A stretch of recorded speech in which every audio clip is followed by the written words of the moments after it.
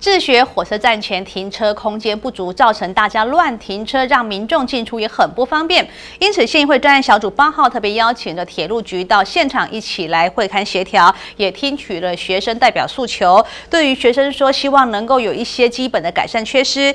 会议的主席县议员徐雪玉，他要求台铁希望能够在2天之内完成改善。 自学火车站停车空间不足议题，上个月由县议员徐雪玉等多位议员组成专案小组前往现地会勘，在现场也达成了多项的改善共识。但20号至今，台铁没有任何动作，老问题依旧存在，让在场参与的东华大学同学失望之余，也再次的向议员们提出了诉求。 陈晴同学以简报向在场的议员们表达诉求。学生曾纯珍说，不论是停车空间的规划、天桥年久失修以及设计不良，甚至是无障碍坡道设计等，从去年9月就向台铁反映至今，都未见改善。如果真的发生了意外，学生们该找谁负责？我们在那场会议里面看到了，有道路不平，然后没有设有导盲砖，还有停车场规划不当的问题。 那这个是乡公所给我们的回应，我们没有得到任何的回应。再来是东公处天桥搭设临时的安全设备，我不知道所谓的安全设备在哪里，因为在我看来，它好像仍旧是一样。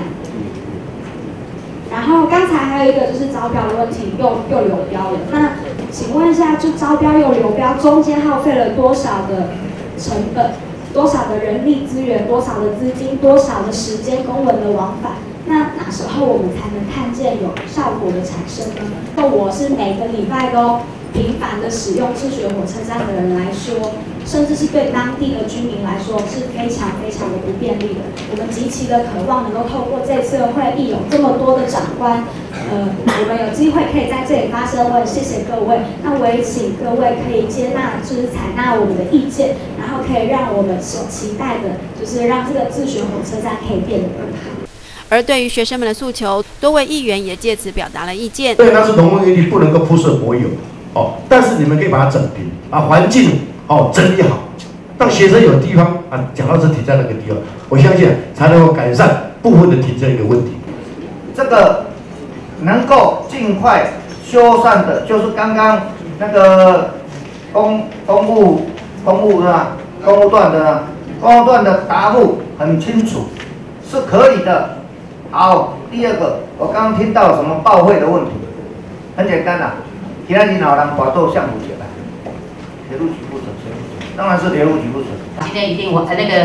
清态的部分今天完成，然后止滑的部分呢是2天给他一个期限，好，在这边好。同时，针对青苔清除以及设置防滑条的部分，也要求台铁要在2天内完成，以确保学生们行的安全。